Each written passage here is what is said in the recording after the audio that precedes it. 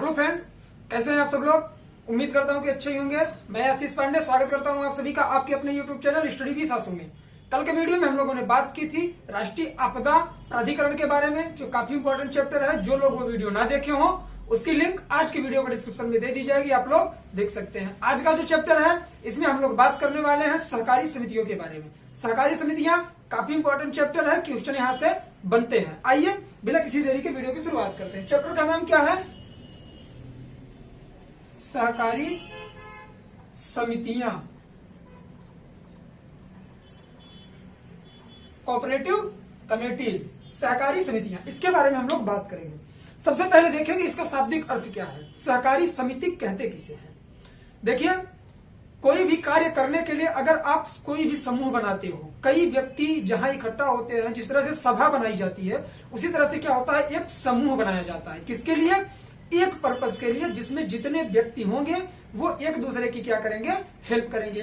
तो ठीक उसी तरह से इसका हम लोग क्या देखेंगे, डेफिनेशन देखेंगे कि लोगों का वह संघ जो आपसी पारस्परिक लाभ, जैसे कि सांस्कृतिक, और आपका हो गया सांस्कृतिक लाभ, हो गया आपका आर्थिक लाभ, हो गया और सामाजिक लाभ, इन लाभों से प्रेरित होकर लोगों द्वारा बनाया गया एक ऐसा संघ जो स्वेच्छा पूर्वक बनाया गया हो और एक दूसरे की हेल्प कर रहा हो, उसे हम लोग क्या कहते हैं, सहकारी समिति बोलते हैं। छोटे से वर्ड में देखेंगे कि लोगों का वह संघ जो अपने पारस्परिक सहयोग के लिए सामाजिक, आर्थिक और सांस्कृतिक लाभ को प्राप्त करने के लिए एक दूसरे की स्वेच्छा पूर्वक सहायता करते हैं, उसे हम लोग कहते हैं सहकारी समितियां। इंपॉर्टेंट है। इसके बाद हम लोग बात करेंगे कि सहकारी समितियों का परिचय हम लोगों ने देखा। उसके बाद बात आती है कि इसे संवैधानिक दर्जा मिला है अथवा नहीं। तो जी हाँ, मिला है। इसे कब? 2011 में 97वां संविधान संशोधन हुआ था। 97 नंबर का अमेंडमेंट हुआ था कॉन्स्टिट्यूशन में। उसके तहत इसे क्या किया गया, संवैधानिक दर्जा प्रदान कर दिया गया। तो काफी सारी सहकारी समितियां हैं। सहकारी समितियों के कार्यों को हम लोग देखेंगे और वह कैसे उसमें नियुक्तियां होती हैं, वह किस तरह से एक दूसरे की हेल्प करते हैं, सारी चीज हम लोग देखेंगे। वीडियो में लास्ट तक बने रहें। वीडियो को शेयर करें ज्यादा से ज्यादा लोगों में। आइए पहले पॉइंट से शुरुआत करते हैं। पहला पॉइंट मैंने आप लोगों को क्या बताया कि लोगों का वह संघ या व्यक्तियों का वह संघ जो अपने पारस्परिक लाभ के लिए,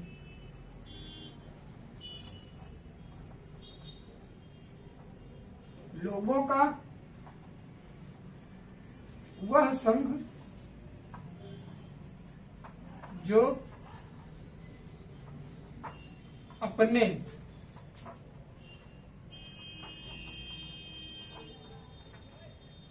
पारस्परिक लाभ के लिए, अपने पारस्परिक लाभ के लिए क्या हो, स्वेच्छा पूर्वक सहयोग करें। लोगों का वह संघ जो अपने पारस्परिक लाभ के लिए स्वेच्छा पूर्वक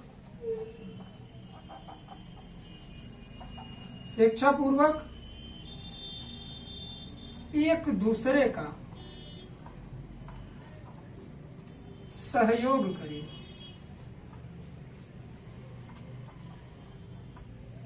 क्या कहलाता है? सहकारी समिति कहलाता है। सहकारी समिति कहलाता है, तो वह कहलाती है,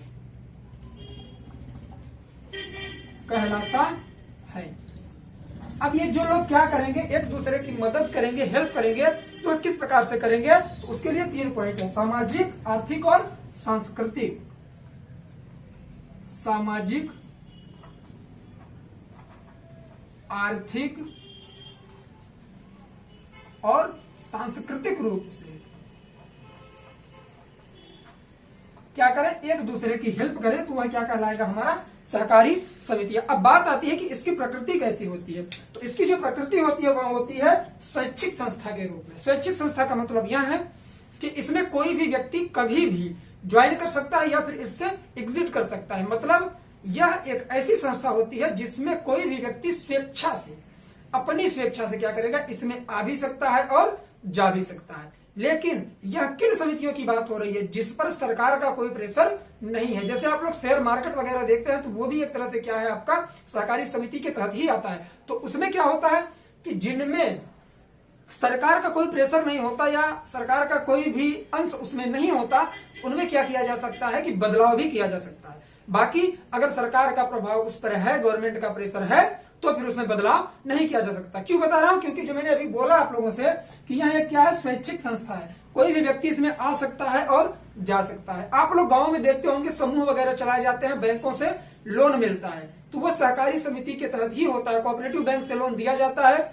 तो उसके तहत क्या होता है, समितियां बनाई जाती हैं समूह के तौर पर। एक एक वर्ग बनाया जाता है, 5 लोगों का, 10 लोगों का समूह बनाया जाता है। तो उनकी क्या होती है कि उनकी पूरी तरह से जितने लोग हैं सबकी साख एक समूह के रूप में होती है। नहीं समझे? मैं बता रहा हूं फिर से। देखिए, अगर एक व्यक्ति बैंक में जाए और बोले कि मुझे 10 लाख रुपए लोन चाहिए, तो उसकी साख पर क्या होगा, पहले जांच की जाएगी इसकी साख कितनी है। बैंक हमेशा लोन साख पर देता है। अगर वही 10 लोगों का समूह बनाकर जाए, तो उसमें क्या होता है कि उस समूह के नाम से लोन पास होगा और जितने लोग होंगे सब पर मिलकर वहां कर्ज भरा जाएगा। तो इसी तरह से क्या होता है, सहकारी समितियां एक समूह के तौर पर बनाना, लोगों को संगठित करना, सहकारी समिति के तहत ही आता है। तो हम लोग बात की किस पर, स्वैच्छिक है ये। उसके बाद आता है वित्तीय स्रोत। इसका जो वित्तीय स्रोत है, फाइनेंशियल है, जो फाइनेंस इसमें होता है, वह कहां से होता है? तो देखिए, इसका सबसे बड़ा मोटिव क्या होता है, लाभ कमाना। समूह बनाने का मतलब है लाभ कमाना, प्रॉफिट गेन करना। रीजन, क्योंकि कोई भी व्यक्ति ऐसा नहीं होगा जो फोकट में किसी को भी लोन दिलाएगा या फिर किसी अन्य व्यक्ति की हेल्प करेगा। आज की दुनिया जानते हैं आप लोग, उसी हिसाब से सब कुछ बनाया गया है। तो इसमें क्या किया गया है कि इसमें जो व्यक्ति होंगे, अगर जैसे मैं हूं, आप हो 3-4 लोग हैं, एक समूह बना लिए, तो इसका जो इनकम का स्रोत है, अगर मुझे जरूरत पड़ रही है तो आप लोग मेरी हेल्प करोगे, या फंड के रूप में उस संस्था के नाम से क्या होता है, पैसा जमा किया जाता है, वह निकालकर अन्य सदस्यों को दिया जाता है। तो इनकम का जो स्रोत होता है वह सदस्यों के द्वारा ही होता है। क्लियर? तीसरा पॉइंट है सेवा उद्देश्य। बात की हम लोग कि यह लाभ कमाने के लिए मूल तौर पर बनाया जाता है, लेकिन इसमें सेवा उद्देश्य भी होता है। सेवा उद्देश्य का मतलब यह है कि अगर कोई भी मेंबर ऐसा है आपके संगठन का या आपके समिति का जो परेशान है, तो आप उसकी हेल्प भी करेंगे, यह आपका सेवा हो जाएगा। लेकिन मोटिव क्या होगा, प्रॉफिट गेन करना, लाभ कमाना। ठीक, तो 3 पॉइंट इसके थे प्रकृति से संबंधित, तीनों हम लोग क्या करेंगे, लिख लेंगे। इसकी जो प्रकृति होती है, पहला, यह एक स्वैच्छिक संस्था है।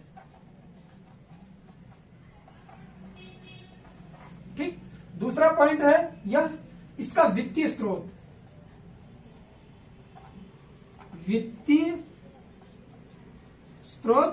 सदस्यों से ही। ठीक, तीसरा पॉइंट आता है सेवा उद्देश्य। यह इसकी प्रकृति है, सेवा उद्देश्य का मतलब है भाईचारा या एक दूसरे की क्या करना, हेल्प करना। ठीक, इसकी प्रकृति 3 प्रकार की है। स्वैच्छिक संस्था है, कोई भी व्यक्ति आ सकता है, जा सकता है। वित्तीय स्रोत सदस्यों से ही होगा। सेवा का उद्देश्य होगा हमेशा भाईचारा का उदाहरण। उम्मीद करता हूं ये चीजें क्लियर हो गई होंगी। आइए अब बात करते हैं जो संशोधन आया था, जिसके तहत इसे क्या किया गया, वैधानिक दर्जा दिया गया। 2011 का 97वां संविधान संशोधन, उसके तहत क्या हुआ था कि 3 प्रकार के चेंजेस हुए थे। उसमें कुछ धाराएं जुड़ी थी, एक आपका राज्य का नीति निर्देशक तत्व भी नया जोड़ा गया था। तो काफी सारी चीजें हैं, 3 पॉइंट हैं, सही तरीके से हम लोग क्या करेंगे, देखेंगे। आइए बात करते हैं। उम्मीद करता हूं ये आप लोग नोट कर चुके होंगे और चीजें क्लियर हो रही होंगी। जो चीज क्लियर ना हो, आप लोग बेझिझक कमेंट बॉक्स में कमेंट कर दिया करिए। मैं पूरी कोशिश करूंगा कि आप लोगों की प्रॉब्लम को सॉल्व करूं। काफी बच्चे ऐसे हैं जो परमानेंट है, कमेंट करते हैं, उनका आंसर दिया जाता है। कोई भी कंटेंट आप लोगों को यहाँ गलत नहीं मिलेगा।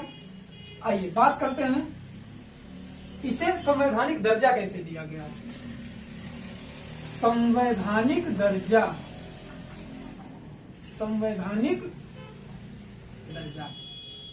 दर्जा के तहत बात क्या की गई कि 2011 का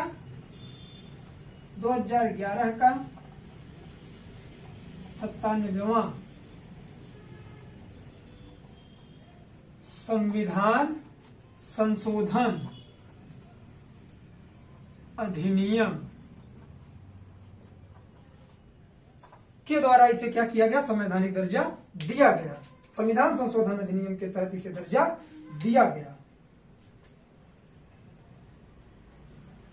2011 का 97वां संविधान संशोधन अधिनियम संवैधानिक दर्जा देता है। ठीक, यह एक संवैधानिक दर्जा देता है किसे? सहकारी समिति को। उसके बाद बात आती है कि इस संशोधन के तहत 3 बदलाव हुए थे। 3 बदलाव हुए, किसमें हुए? भारतीय संविधान में। बहुत बड़ा चेंजेस था ये। भारतीय संविधान में 3 बदलाव हुए, और वो 3 बदलाव कौन कौन से थे हम लोग उसे एक एक करके लिखेंगे। आइए बात करते हैं। ये हो गया हमारा ए करके, ABC करके हम लोग लिख लेंगे। पहला है सहकारी समितियां बनाने के अधिकार को सहकारी समितियां बनाने के अधिकार को क्या किया गया? मौलिक अधिकार बना दिया गया। मौलिक अधिकार बनाया गया।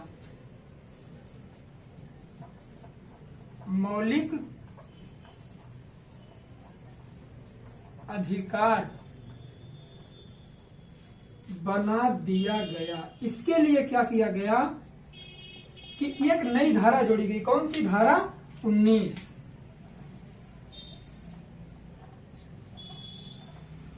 पहला पॉइंट हो गया। तीनों लिख लेंगे, एक एक करके समझेंगे। सेकंड में क्या बात की गई? सहकारी समितियों को बढ़ावा देने के लिए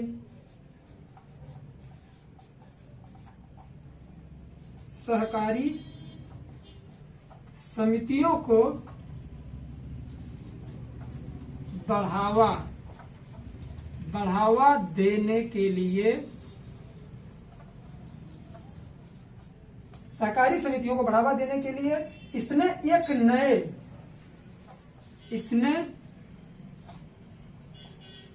एक नए राज्य के, ये पूरा पॉइंट है, राज्य के नीति निदेशक सिद्धांत को संविधान में जोड़ा। बात करूंगा, बहुत डीपली बात करूंगा इन सब पर। और इसके तहत जो धारा थी, सेकंड की धारा क्या है? धारा 43B।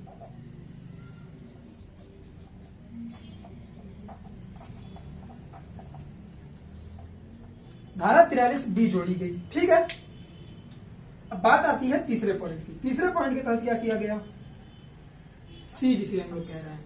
देखिए, ये जो चीजें की जा रही है ना, ये 2011 में जब इसे 97वां संविधान संशोधन के तहत संवैधानिक दर्जा मिलता है, उसके बाद की प्रक्रिया है। 3 चेंजेस संविधान में किए गए इस संशोधन के तहत, जो स्पेसिफिक तौर पर इसी सहकारी समिति के लिए हिलाया गया था। तो उसके तहत 3 संशोधन किए गए थे। तो फर्स्ट हम लोगों ने देखा, सेकंड देखा, अब थर्ड देखेंगे। थर्ड में क्या है? संविधान में एक नया खंड, संविधान में एक नया खंड कौन सा जोड़ा गया? 9B 9B जोड़ा गया, जिसका नाम सहकारी समितियां,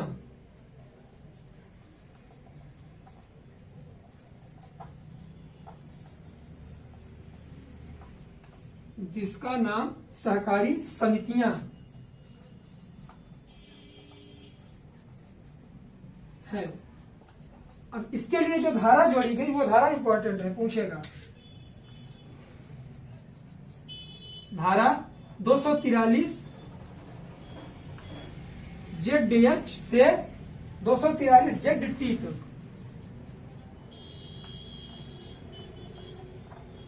ठीक, इतने सारी चीजें जोड़ी गई।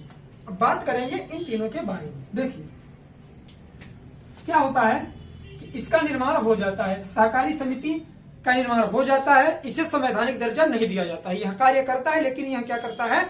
गवर्नमेंट के थ्रू कार्य नहीं करता है। तो अगर इसे सरकारी तौर पर मान्यता देनी है तो क्या करना पड़ेगा, संविधान में इसे जोड़ा जाना चाहिए। तो इंडियन कॉन्स्टिट्यूशन में जोड़ने के लिए क्या होता है, उसमें अमेंडमेंट कर दिया जाता है, संशोधन कर दिया जाता है। और मैं बार बार संशोधन की बात करता हूं, संविधान का संशोधन जो यहाँ प्रक्रिया है, यहाँ कहां से ली गई है आप सबको पता होना चाहिए, साउथ अफ्रीका से ली गई है।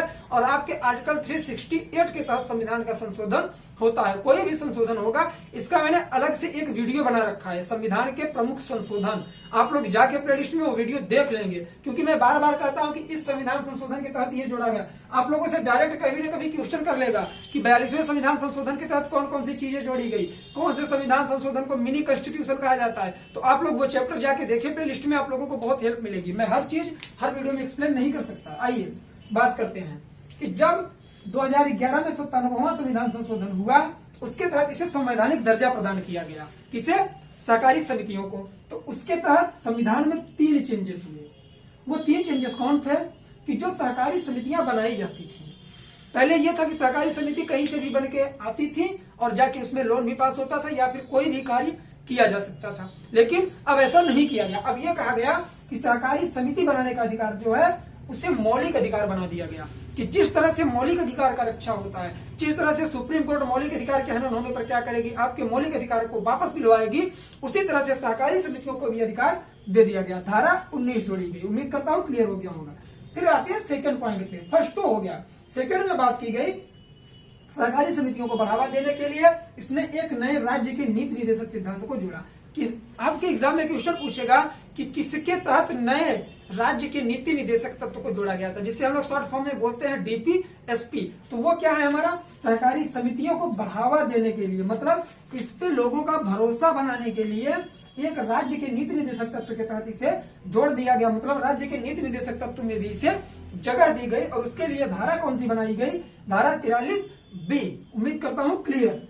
थर्ड पॉइंट पे आते हैं। थर्ड पॉइंट में बात की गई कि संविधान में एक नया खंड जोड़ा गया। संविधान में खंड एक जोड़ा गया, कौन सा, 9B खंड जोड़ा गया, जिसका नाम ही सहकारी समितियां रख दिया गया। ठीक है, सहकारी समिति के नाम से ही देखिए, ये खंड 9 तो पहले से था, खंड का मतलब भाग, ये पहले से ही 9 था, लेकिन इसे बी करके नया लाके जोड़ा गया। ऐसा हुआ कि इसमें क्या हुआ, खंड को बढ़ाया नहीं जा सकता था, तो उसके लिए इसी का सब कर दिया गया, मतलब इसी का उपखंड जिसे हम लोग बोलते हैं खंड उपखंड।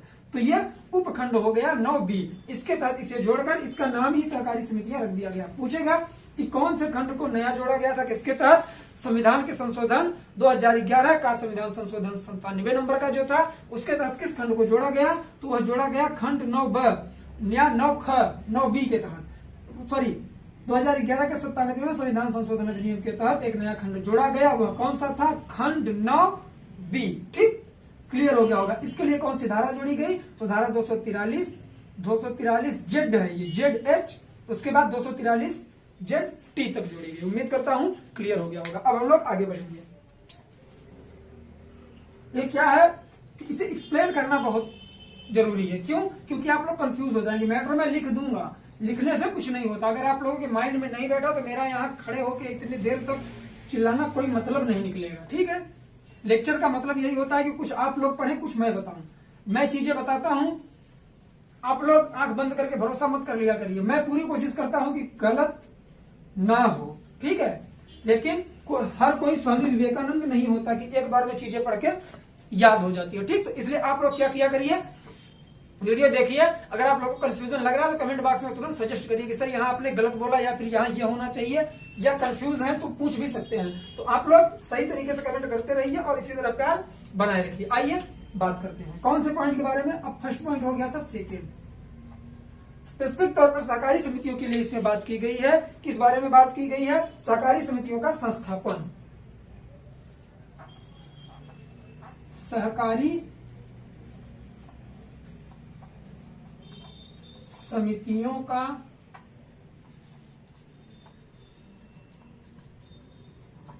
संस्थापन, ये जो है हमेशा एग्जाम में क्वेश्चन उठाया है कि सहकारी समितियों का संस्थापन किस धारा के तहत किया जाता है। उसके लिए जो धारा दी गई है 243 ZI 243 ZI, ये हमारा क्या है, धारा है सहकारी समितियों के संस्थापन के लिए। उसके बाद थर्ड पॉइंट के बारे में बात करेंगे। अब बात आती है इसके संरचना की। संरचना के तहत अध्यक्षों की नियुक्ति होगी, सदस्यों की नियुक्ति होगी, कैसे होगी सारी बात करेंगे। बोर्ड के सदस्य एवं पदाधिकारियों की संख्या, बोर्ड के सदस्यों एवं पदाधिकारियों की संख्या,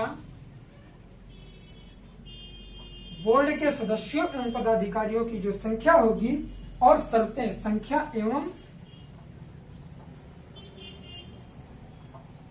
शर्तें किसके तहत की गई हैं? 243 ZJ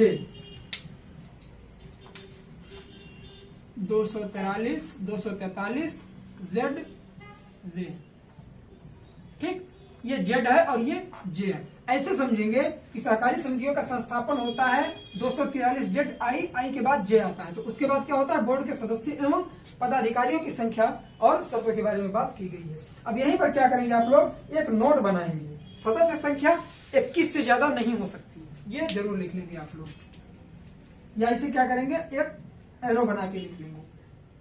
सदस्यों की अधिकतम संख्या 21 से ज्यादा नहीं होगी।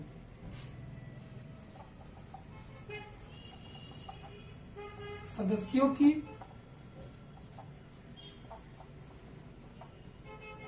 अधिकतम संख्या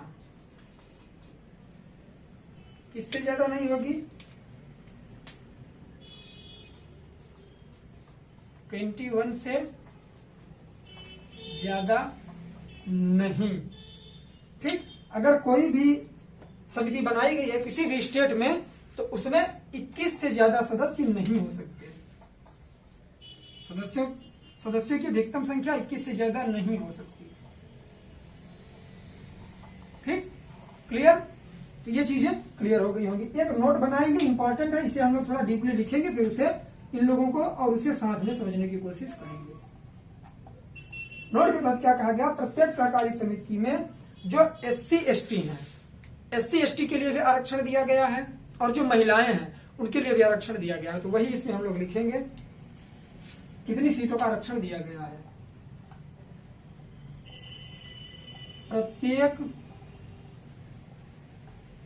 प्रत्येक सहकारी समिति के बोर्ड में,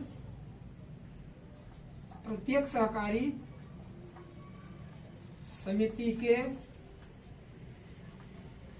बोर्ड में SC ST जो हमारे अनुसूचित जाति और अनुसूचित जनजाति होते हैं, मैं पूरा लिख देता हूं,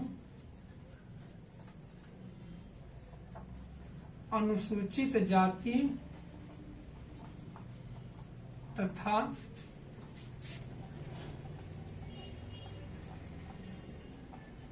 अनुसूचित जनजाति, अनुसूचित जनजाति के लिए 1 सीट, जनजाति के लिए 1 सीट तथा महिलाओं के लिए 2 सीटों का, तथा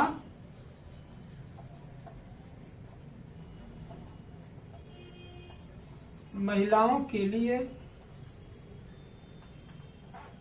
यहां लिख देते हैं, महिलाओं के लिए 2 सीटों का प्रावधान कौन करेगा?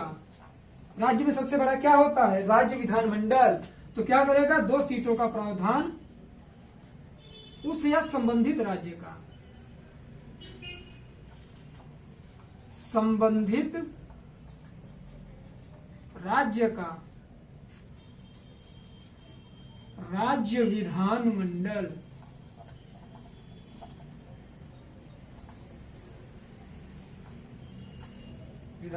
करेगा।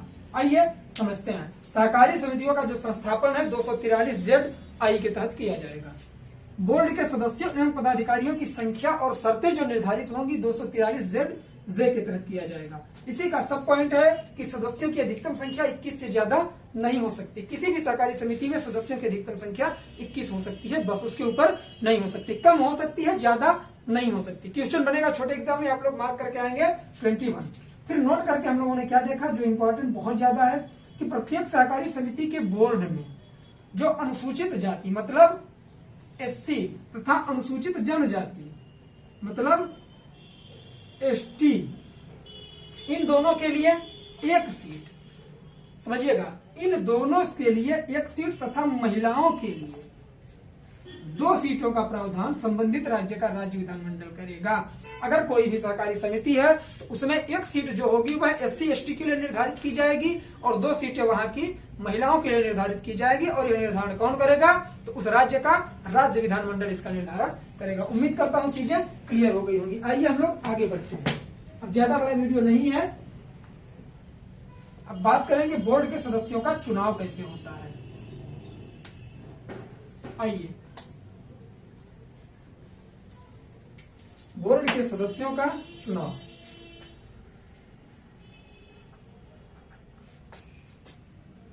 बोर्ड के सदस्यों का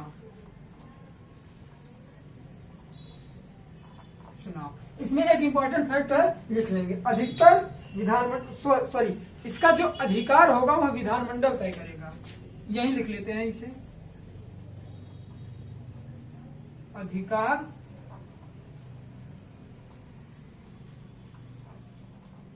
विधानमंडल तय करेगा। जैसे SC ST और महिलाओं की सीटों के लिए जो आरक्षण है उसका प्रावधान राज्य विधानमंडल करेगा, सेम उसी तरह इसके जो अधिकार होंगे उसका भी निर्धारण कौन करेगा? राज्य का विधानमंडल करेगा। बोर्डों के चुनाव के बारे में हम लोग देखते हैं। क्या पॉइंट है? एक बड़ा सा पॉइंट है, उसे लिखेंगे और समझने की कोशिश करेंगे। जो हम लोगों ने पहले ही बात किया था कि ऐसी सहकारी समिति को निलंबित या विघटित नहीं किया जा सकता है जिसमें सरकार का हस्तक्षेप ना हो। बड़ा है, सही तरीके से लिखेंगे। इसी ऐसी सहकारी समिति के किसी ऐसी सहकारी समिति के बोर्ड को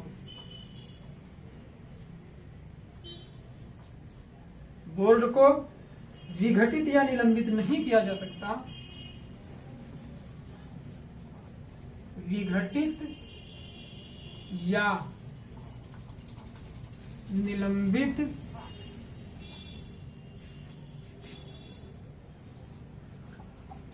नहीं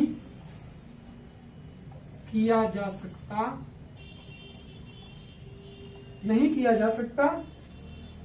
जहां सरकारी शेयर या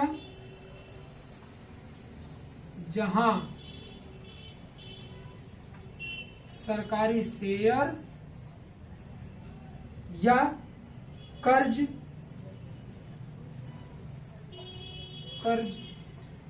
या वित्तीय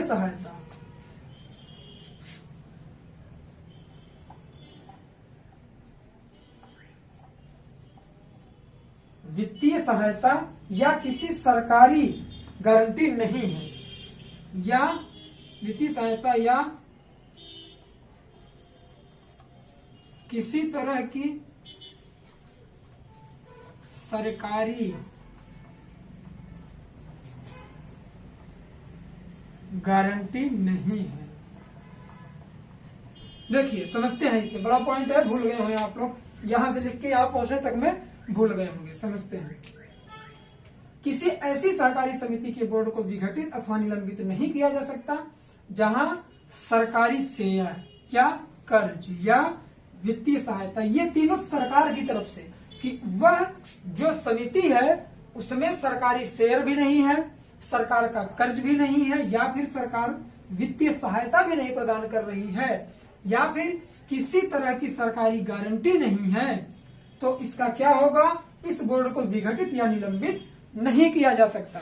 छोटे शब्दों में समझेंगे कि अगर कोई आम समिति बनाई गई है, सहकारी समिति, जिसमें सरकार का कोई हस्तक्षेप नहीं है, उससे विघटित नहीं किया जा सकता।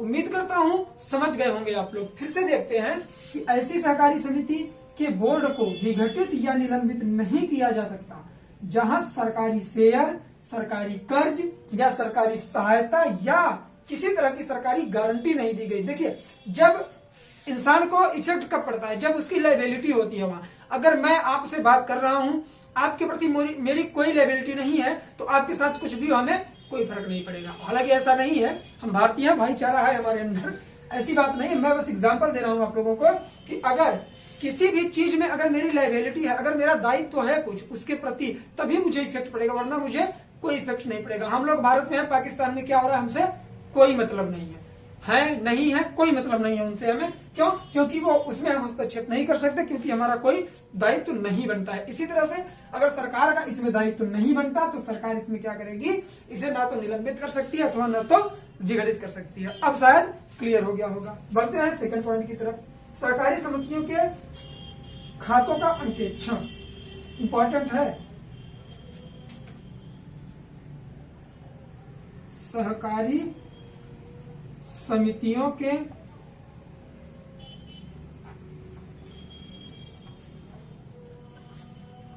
खातों का अंकेक्षण कैसे किया जाता है समझेंगे। प्रत्येक सहकारी समिति के खातों का अंकेक्षण वित्तीय वर्ष के समाप्ति के 6 माह के अंदर कर लिया जाता है। आइए इसे लिख के समझते हैं। प्रत्येक सहकारी समिति के खातों का अंकेक्षण वित्तीय वर्ष की समाप्ति के वित्तीय वर्ष की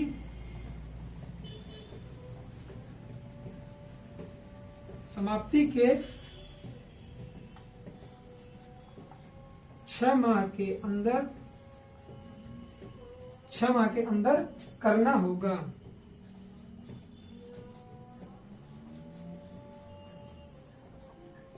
देखिए, जो भी क्या होता है वित्तीय वर्ष निर्धारित किया जाता है, उस वित्तीय वर्ष की समाप्ति के 6 माह के अंदर इसका अंकेक्षण इसके खातों का कर लेना चाहिए, ऐसा संविधान में कहा गया है। ठीक, 2 पॉइंट है कि इसका अंकेक्षण होगा कैसे, वित्तीय वर्ष की समाप्ति के बाद ही होगा। वित्तीय वर्ष अगर चल रहा है तो इसका अंकेक्षण नहीं किया जा सकता। वित्तीय वर्ष की समाप्ति पर 6 महीने के अंदर। सिंपल है, याद हो गया। बात करते हैं 2 और इंपॉर्टेंट फैक्ट है इसमें। सूचना पाने का सदस्यों का अधिकार।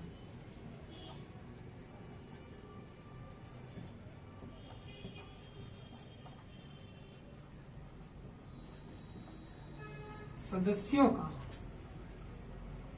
अधिकार, या फिर आप लोग ऐसे लिख लेंगे कि सदस्यों का सूचना पाने का अधिकार। ठीक, क्यों? क्योंकि यहाँ एम लक्ष्मीकांत की लैंग्वेज है ये। ठीक है, देखिए क्या होता है कि जो हेडिंग्स वगैरह होती है ना, मैं यहाँ व्हाइट बोर्ड पे लिखता हूँ, आप लोग, मैं तो बार बार कहता हूँ, इस पर आप लोग उतना फोकस मत किया करिए। क्यों? क्योंकि मुझे जैसा समझ में आता है मैं वैसे लिखता हूँ।